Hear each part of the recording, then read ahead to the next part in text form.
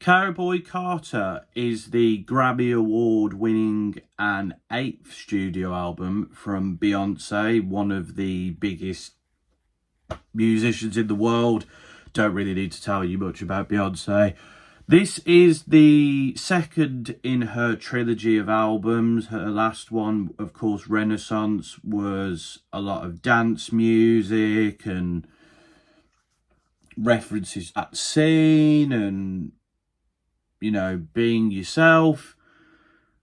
Bit of queer culture reference in there as well, and sort of the origins of that music scene. This is an album that encompasses country and Americana. There's influence of like pop and rock music. There's a bit of hip hop influence as well. It's a commentary on sort of how of America and where it was going at the time, which kind of it's already in looking back on it. It's a commentary sort of on this story of Beyonce's character and what she goes through throughout the record. And it's like a commentary on sort of how her and other black people have had to deal with the country scene and the fact they've not been accepted in the country scene. So it's a very, and this kind of tale started back when Beyonce released the song Daddy Lessons from her album Lemonade, which was a country song, and she performed it at the Country Music Awards with the Dixie Chicks, now just known as the Chicks. Yeah, she got a lot of backlash because it was not seen as country. The song wasn't nominated for a Grammy in the country categories. And yeah, Beyonce has kind of made this record for a lot of reasons, but one of them is to sort of say, I can make this kind of music and I could do it well. And she has done it well. This is quite a good record. I do enjoy it.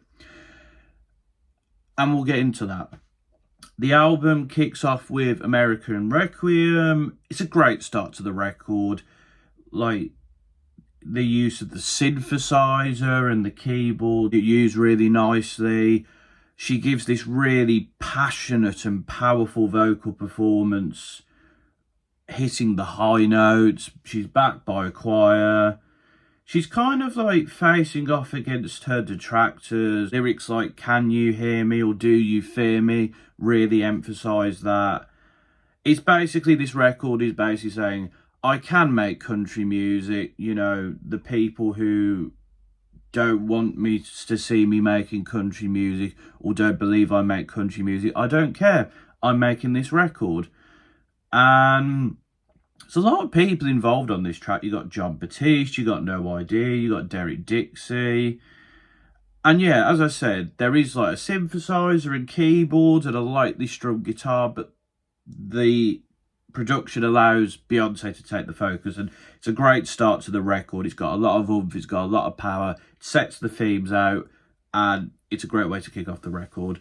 This is then followed by Beyonce's cover of Blackbird, which features Tana Adele, Tiara Kennedy and Britney all Spencer. give great contributions, I must say, vocally and in the way they harmonise with one another. And I like the way people harmonise with Beyonce on her bit on the track as well. It's soulful vocals. You know, Paul McCartney is involved in this. It's obviously, of course, a cover of a classic Beatles track. And sort of the themes of the track fit in this album. It's about, you know, keeping on going and carrying on despite the obstacles that hit you in life. It's a nice cover. I enjoy it. 16 Carriages is a track that's got a lot of hype to it. And I will say Beyonce gives a very good soulful performance about like being uprooted from a young age and like carrying on defiantly despite all the obstacles of life. But I don't know, the beat just doesn't quite grip me. It feels like it's missing some bit. And yeah, the track just feels like it's missing some bit. It's not a bad track by any means, but I don't know. This track feels like it's missing some bit for me. Texas Hold'em, another lead single alongside the track I previously mentioned. A lot of people have critiqued this track and said it's overplayed or it's not a very good song. I just think it's a lot of fun.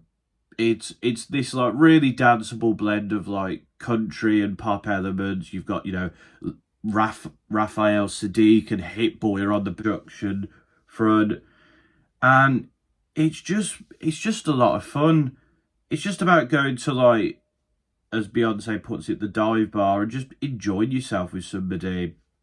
I love the sort of sounds like banging on a box like you'd hear in like a sort of performance in like a small venue. It just gives the track a bounce and this just feeling of just like keeping your attention. I love the bit with the whistling, except especially the second bit. It just has this really nostalgic feel to you, which I think this track is trying to do. It's trying to take people back to the roots with country, but with poppy elements. I think this track's a lot of fun. I really do. I think I underestimated this track. This track is really a lot of fun. It got nominated for Song of the Year. I think it's deservedly so. There is better tracks on the record, I guess, but like this track's a really great single. It's just a lot of fun. Another track that does this is Bodyguard. Again, Raphael Sadiq working on the production of this with the keyboards and the harmonica. Really just, and it's got a bit more of a rockier edge, I guess, this one, but it still kind of holds to the same ethos of Texas Hold'em.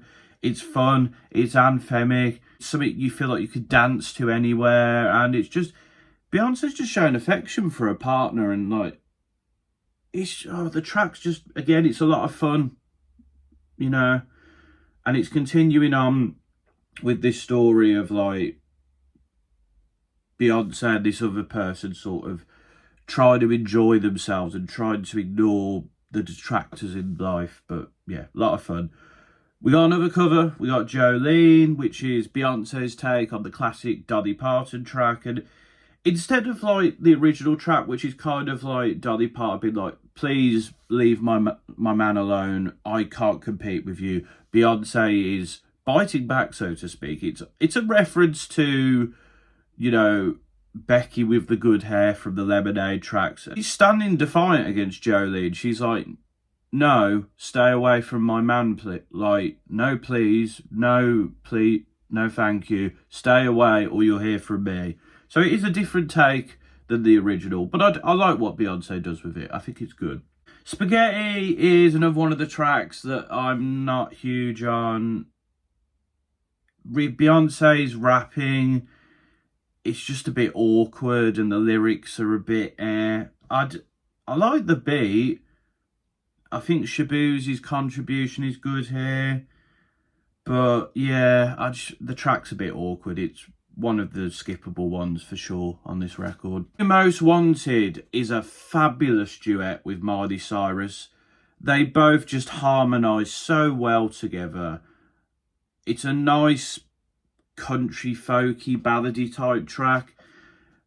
It's just, yeah, what a great combination here. It just works so well. Both artists give amazing performances. Just go listen to the track. Levi's Jeans with Post Malone. I think Beyonce's doing a good job here with this like sultry delivery, and the beat sort of matches that vibe, but Post Malone's performance is just, it's alright. It kind of like detracts my enjoyment of the track somewhat. Not a bad track by any means again, but it's yeah. There's other tracks like this that are better on the record.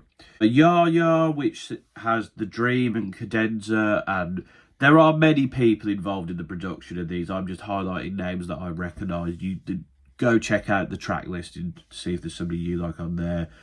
I like the sample of These Boots Are Made for Walking, which kind of does fit the theme of the album. Also the interpolation of lyrics from Good Vibrations as well. It's this nice, like, rocky edge that gives the track an oomph, especially with, like, the electric guitar. It's a performance full of passion from Beyonce. It's, like, about dancing and enjoying yourself, but also Beyonce's commented on, like, the state of America and, like, how the working man is struggling to get by. So, yeah, I think this is a track that is enjoyable. It's a track that is fun, but it's also got a message and meaning behind it. A Riverdance has this softer, more melodic rocky sound with the Dream On production, Ray's the songwriter. Again, it's quite nostalgic feeling with like the banjo strumming and like the subtle piano. And it's like Beyonce reflecting on a relationship that's not worked out, but she's gone to the dance to try and forget about it. Really, really, another really good track on this record. Two Hands to Heaven follows this. It's quite quaint and ethereal sounding. And on the chorus, this like dance beat comes in. And again, it's reflecting on what Beyonce and her partner have gone through. And Beyonce is like in and out of situations in life. She's like there, but then she's gone, and sort of reflecting on why things with her and this partner might not have quite worked out. Tyrant is a country song with this bouncy trap edge, courtesy of DA Got That Dope. I really like this track. The beat is just really fun, and it takes these two worlds and combines them fantastically. The rapping / singing works a lot better here. And Beyonce's kind of like bigging herself up. She's seen as this threat. Others are scared of her, but she wants to... She's just telling this person why people are sort of fearful of her. And it's a very much I am that person kind of track. And then finally we get Amen, which 070 Shake is involved in. It's got this like gospel influence, and it's got these deep and poignant piano licks and like the distorted brass as well. It gives it this very closing, nostalgic feeling. And Beyonce's looking for mercy. She's reflecting on like the crumbling of foundations, whether it be America or whether it be the relationships she's been in throughout this record. It ties everything nicely in a little bow, and it's a really nice closer to the record. To summarise, this is a very good album. There is the majority of the tracks on here I do enjoy, some more than others. As I've pointed out, there's a few tracks which there's something missing, or there's something that doesn't quite work for me on them. But I think Beyonce has done a really good job on this record. I enjoyed Renaissance quite a bit. I enjoy this album quite a bit. I think Beyonce gives really passionate and soulful performances on the record. I think the guests are used really well.